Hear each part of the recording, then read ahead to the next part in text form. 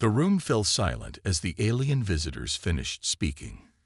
Captain John Miller looked at the blue-skinned beings sitting across from him. Their long, thin fingers were folded neatly on the table. Their large eyes blinked slowly. The captain tried to hide his shock. "Let me understand this clearly," Miller said, keeping his voice steady. "You want us to destroy our own ship because it's too powerful." The tallest alien, Ambassador Skrull, nodded. "Your vessel violates 37 different peace treaties. The Galactic Concord cannot allow such a warship to exist." Miller looked around at his crew. Susan Wright, his chief engineer, was shaking her head. Jack Young, his first officer, kept a blank face, but Miller knew he was angry. Olivia Hayes, their diplomatic officer, looked worried. "But we didn't know about these treaties," Miller said. "Humans have only been traveling between stars for 50 years. We weren't part of your Concord when these rules were made." "Ignorance does not excuse the violation," said another alien. This one had purple skin with silver markings. "The UES Devastator must be dismantled. Its technology must be surrendered to the Concord for safe disposal." Susan Wright couldn't stay quiet anymore. "This ship represents 20 years of human work. You can't just take it apart because you're scared of it." The aliens whispered among themselves. Their translator devices buzzed with strange sounds. Miller had an idea. "What if we show you that our ship isn't a threat? What if we prove it can be a force for good?" Ambassador Skrull tilted his head. "Explain." "War games," Miller said. "Control tests. Let us show you what the Devastator can do. You'll see we don't mean any harm." The aliens talked quietly again. Finally, the ambassador nodded. "We accept this proposal, but know that if your ship performs as our scientists predict, it will still be banned." After the aliens left, Miller gathered his crew in the command center. The room was filled with screens and control panels. Stars shone through the large windows. "They're afraid of us," Susan said, crossing her arms. "They've never seen anything like our ship before." Jack Young paced back and forth. "Their technology is hundreds of years ahead of ours, but they act like we're the dangerous ones."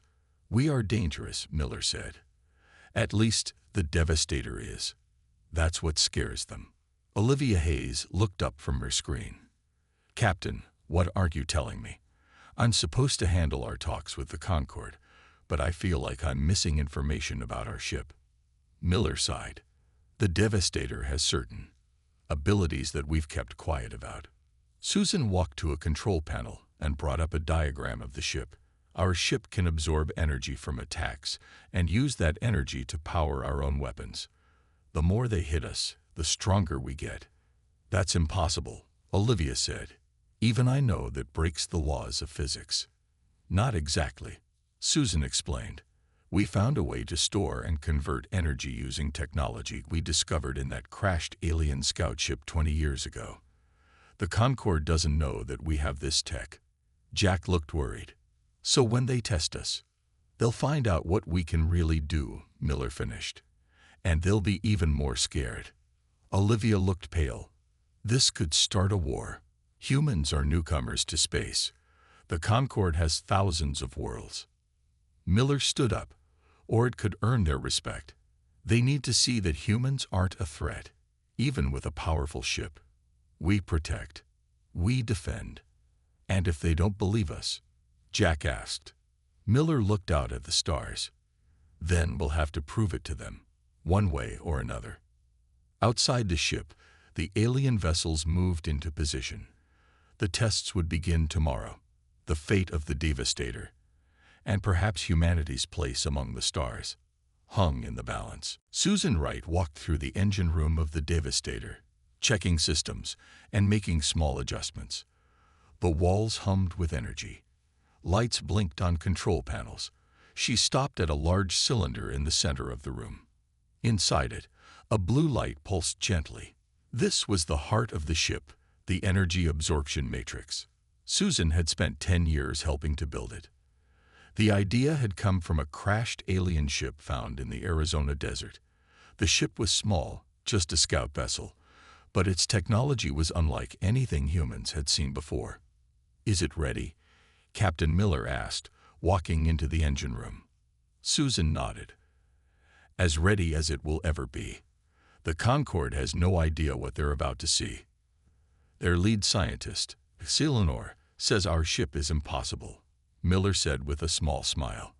"He's been telling everyone who will listen that we're lying about what the Devastator can do." "He's in for a surprise," Susan replied. On the bridge, Alan Carter sat at the weapons console. His fingers moved quickly over the controls as he ran system checks. As tactical officer, he would control the ship's defenses during the tests. "All weapons systems are green, Captain," he reported when Miller entered. "Energy redirection is at 100%. Jack Young looked worried. "The Concorde ships are in position. They've sent the rules for the first test. 3 of their vessels will fire on us with what they call low-power shots. We're supposed to show how we would defend ourselves.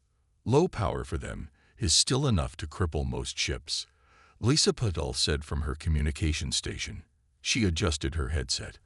"I've been monitoring their transmissions. Some of them are betting on how quickly we'll surrender."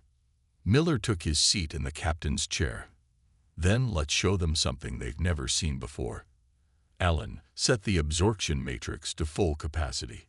"Susan, watch those energy levels." The ship moved forward into the testing area. 3 Concorde vessels, sleek and silver, waited there. They were smaller than the Devastator, but built with more advanced technology. "They're powering up weapons," Lisa reported. "All crew, brace for impact," Miller announced over the ship's speakers. "Remember, this is what we trained for." The first shot came from the ship on the left.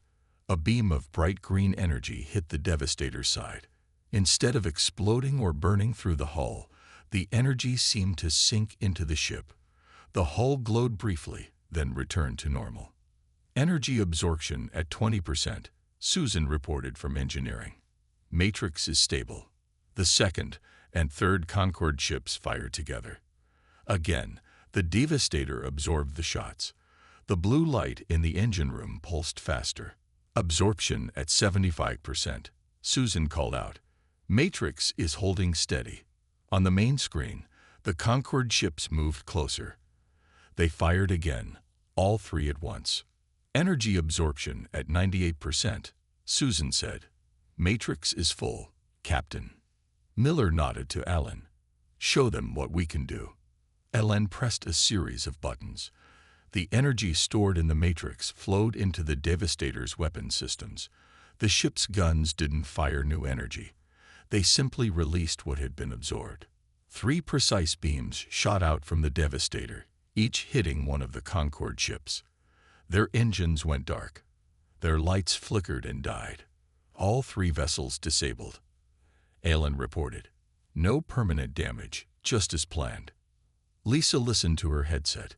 "Captain, the Concorde commanders are. They're in shock. They're demanding to know what just happened." On the observation deck of the Concorde station, Eleanor stood with his mouth open. His assistant showed him readings from the test.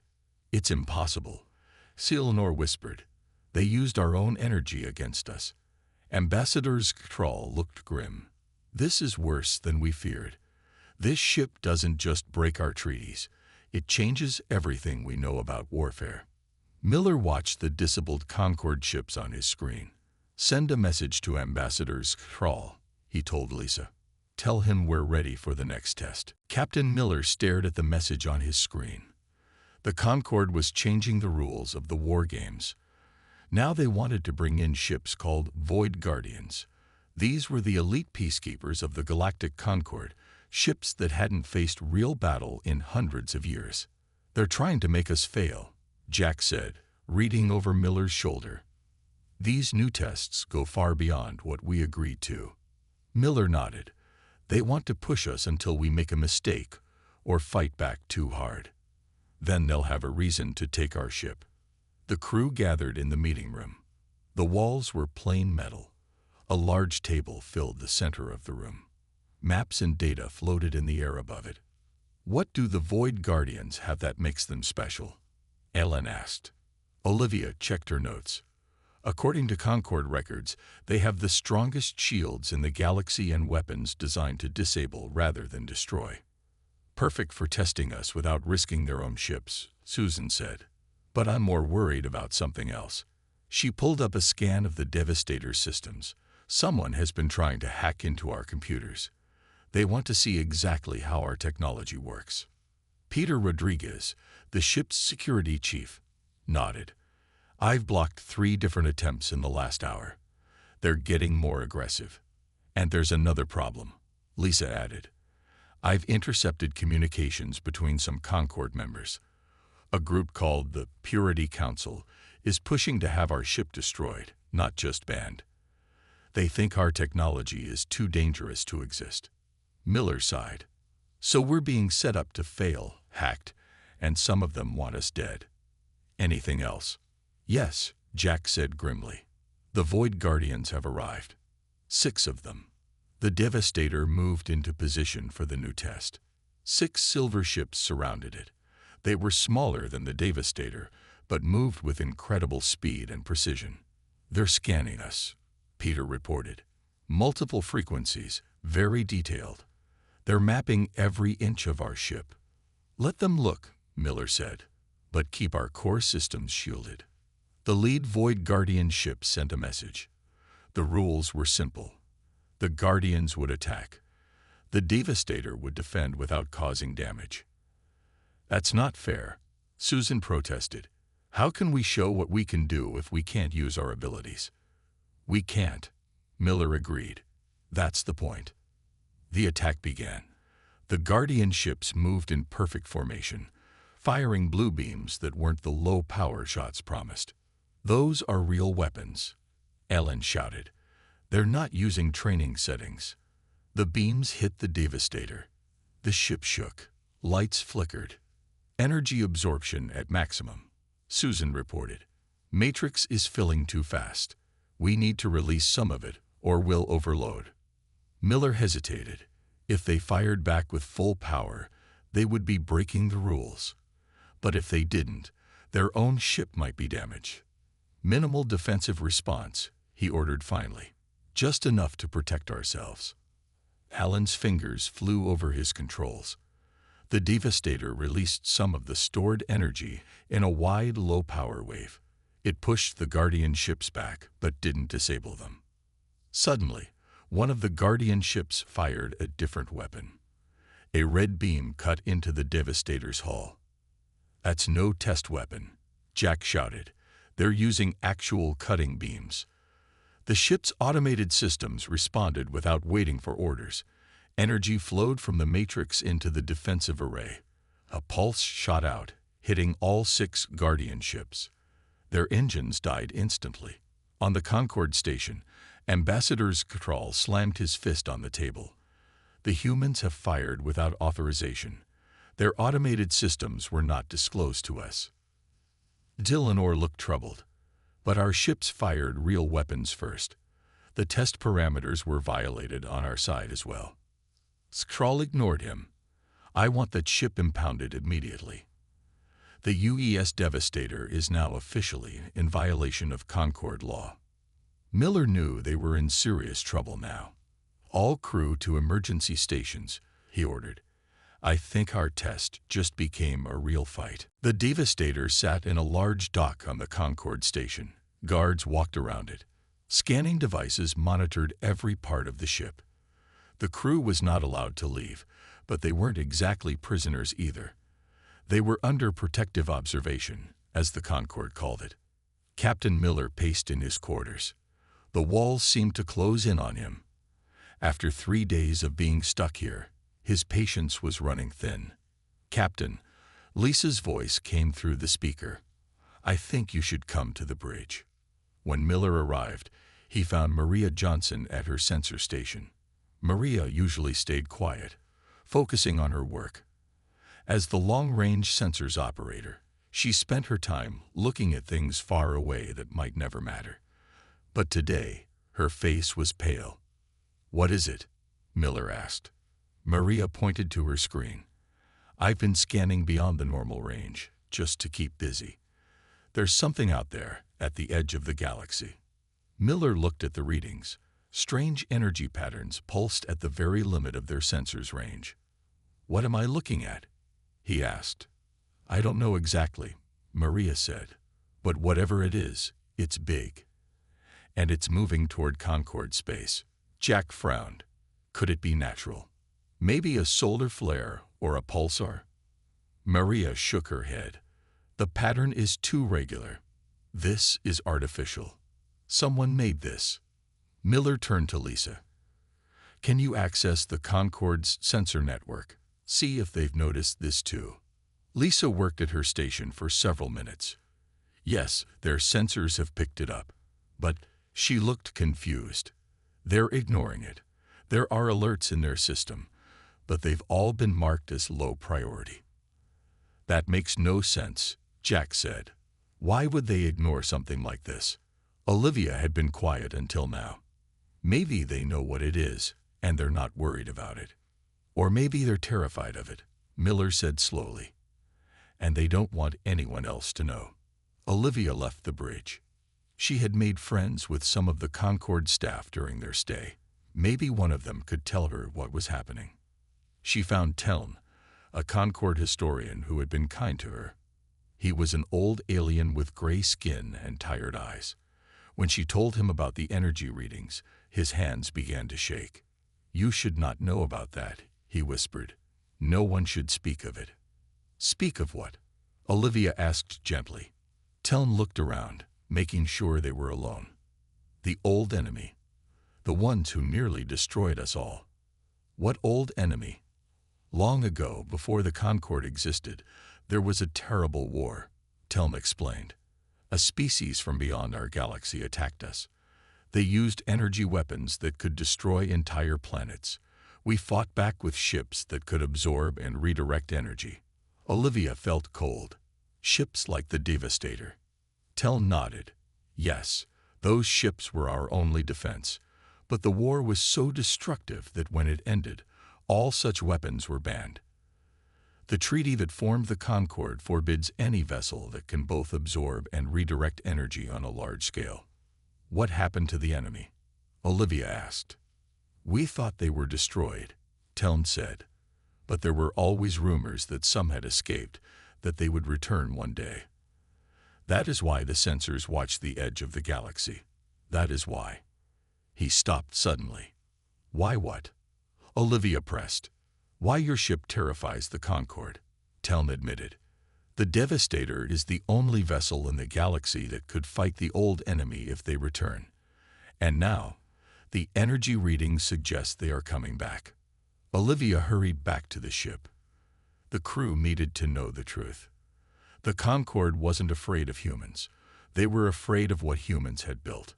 The only thing that could save them all from an enemy they thought was gone forever. Captain Miller called an emergency meeting after Olivia shared what she had learned. The crew sat around the table, faces serious as they processed the information. "So that's why they want our ship banned," Susan said. "They're afraid of what's coming, but they're more afraid of bringing back the weapons that could stop it." Jack shook his head. "That's the stupidest thing I've ever heard. If they know this enemy is returning, why not prepare?" "Fear," Olivia explained. "The last war was so terrible that they banned anything that reminded them of it. They've been at peace for so long they've forgotten how to fight." A soft beep came from Peter's security console. He checked it and frowned. "Captain, someone's trying to access our ship," he said. "Not just our computers this time. They're attempting to override the door locks." Before Miller could respond, the main screen lit up. A group of aliens stood outside the Devastator. They weren't wearing Concord uniforms. "Humans, we need to speak with you," said the leader, a tall alien with red scales. "I am Vexera of the Free Systems Alliance. We oppose the Concord's decision to ban your ship." Miller gestured to Peter. "Let them in, but keep security ready." 5 aliens entered the meeting room. They looked nervous but determined. "The Concord has grown weak," Vexera said once they were seated. "They hide from threats rather than face them. We want to offer you a deal." "What kind of deal?" Miller asked carefully. "Help us. Share your ship's technology with our worlds. We will protect you from the Concord's laws and give you resources to build more ships like this one." The crew exchanged glances. This was unexpected. "And what would you do with ships like ours?" Miller asked. Vexera hesitated. "Defend ourselves. Ensure our independence from the Concord." "Start a war, you mean?" Olivia said quietly. "Sometimes war is necessary," Vexera replied. "The Concord doesn't understand that anymore." While they talked, Kevin Ramirez, the ship's navigation specialist, was checking something on his pad. He slid it across to Miller with a worried look. Miller glanced down and saw what Kevin had found. The visitor's ship didn't match any Free Systems Alliance design. It matched ships used by arms dealers and technology thieves. "I think we need time to consider your offer," Miller said, keeping his voice even. "This is a big decision." After the visitors left, Miller turned to his crew. "They're lying. They don't want our help. They want to steal our technology." "So what do we do?" Susan asked. "The Concord wants to ban us. These people want to rob us. We're running out of options." Jack stood up. "I say we leave. Break out of this dock and head back to Earth. Warn our people about what's coming." "We can't just run," Olivia argued. "If this old enemy is returning, everyone is in danger, including Earth. We need to convince the Concord to work with us." The debate grew heated. Half the crew wanted to escape while they still could. The other half believed they needed to stay and help, even if the Concord didn't want their help. As they argued, the ship suddenly shook. Alarms blared. Peter checked his console. "The station is under attack. Something just hit the outer defenses." Miller ran to the bridge. On the main screen, he could see Concord ships rushing to defend the station. They fired at something outside the range of the Devastator's cameras. "Get me station control," Miller ordered. The screen changed to show Ambassador Scatrol. His blue face was tight with fear. "What's happening?" Miller demanded. "It's them," Scatrol said, his voice shaking. "A scout ship from the old enemy. It shouldn't be possible. Our defenses." The screen went blank as another explosion rocked the station. Miller looked at his crew. They didn't need to debate anymore. Whatever their differences with the Concord, they couldn't stand by while people died. "Prepare for emergency launch," Miller ordered. "We're going out there." The Devastator's engines roared to life. Emergency lights flashed as the crew rushed to their stations. Concord security tried to stop them, but it was too late. The docking clamps released, and the ship pushed away from the station. "Weapons online," Allen reported. "Energy matrix ready. All systems green." Susan added from engineering. "The ship is at full power." Miller looked at the main screen. Outside, chaos ruled. The Concord ships fired at a dark vessel that moved with impossible speed. It was smaller than the Devastator but seemed to ignore most of the shots that hit it. "Lisa, open a channel to all Concord ships," Miller ordered. Lisa nodded. "Channel open, Captain." "This is Captain John Miller of the UES Devastator. We're here to help. Fall back and let us handle this." For a moment, there was silence. Then Ambassador Scatrol's voice came through. "Captain Miller, you are violating direct orders. Return to dock immediately." Another explosion rocked the station. The enemy ship fired a beam of red energy that cut through a Concord vessel like it was made of paper. "With respect, Ambassador, your ships are dying out there," Miller replied. "Let us help." After a pause, Scatrol spoke again. "Proceed, Captain, but know that this changes nothing about our position on your ship." Miller nodded to Jack. "Take us in. Put us between that thing and the station." The Devastator moved forward, its engines pushing it toward the battle. The enemy ship noticed the newcomer and turned to face it. "It's scanning us," Maria reported. "Very intense readings." "Let it look," Miller said. "Susan, set the absorption matrix to maximum.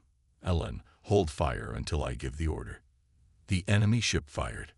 A beam of red energy, brighter than any weapon the Concorde had used, hit the Devastator head-on.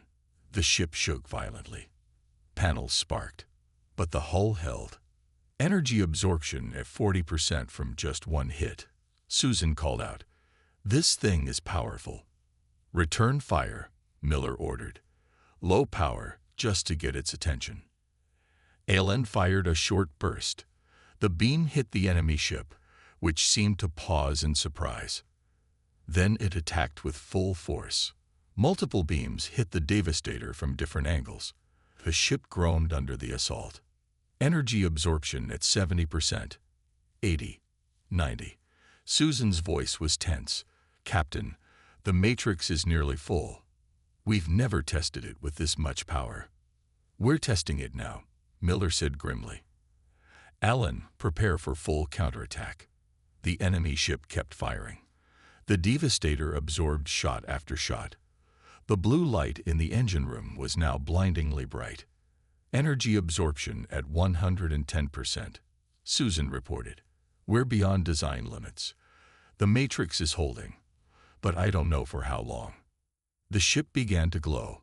First just a faint blue shimmer along the hull, then brighter, until the Devastator shone like a small sun.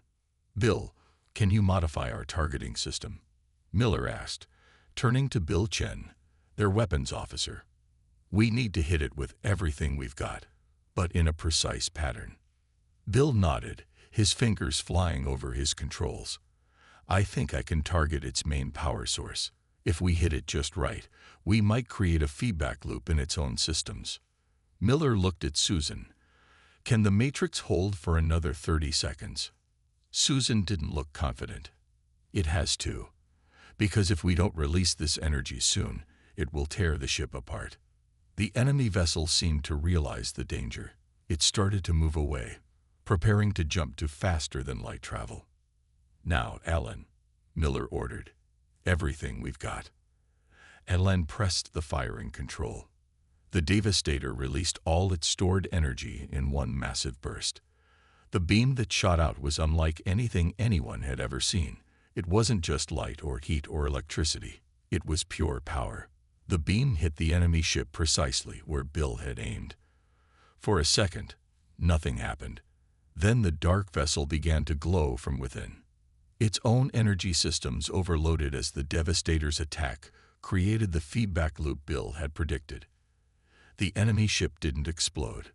Instead, it seemed to collapse inward, crushed by its own power. A ripple spread outward through space, a subspace disruption that would prevent any similar ships from jumping into the area. When the light faded, the enemy was gone. The Devastator drifted, its systems temporarily drained. On the Concorde station, aliens of a dozen species watched in stunned silence. The ship they had tried to ban had just saved them all. 3 days after the battle, Captain Miller stood in the Great Hall of the Concorde Assembly. Hundreds of aliens filled the room. Some looked at him with respect, others with fear. Most seemed confused. "The human Captain John Miller," announced a tall alien with purple skin, commander of the vessel that defeated the scout ship. Miller stepped forward. His uniform was clean but showed signs of repair. The Devastator had taken damage during the fight, and the crew had worked around the clock to fix it. Ambassadors Cabral stood at the center of the room. "Captain Miller, the Concorde has reviewed the events of the past week. We have much to discuss." Miller nodded. "Yes, we do. Our scientists have confirmed that the vessel you destroyed was indeed from the old enemy," Cabral said. His voice was steady, but Miller could see the fear in his eyes. "It was a scout, sent ahead of a larger force.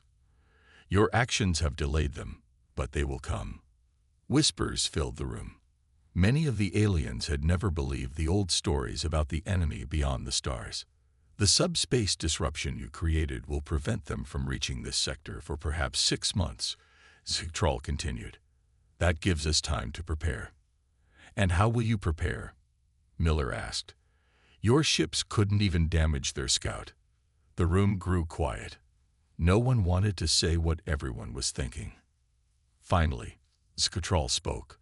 The Concord Assembly has voted to temporarily suspend the ban on energy absorption technology. He sounded like each word hurt him. We request humanity's assistance in preparing our defenses. Miller looked around the room. Let me be clear. You wanted to destroy our ship because it was too powerful. Now you want us to help you build more like it. We understand the irony, Captain, Skatral said. But we also understand necessity. The old enemy nearly destroyed us once.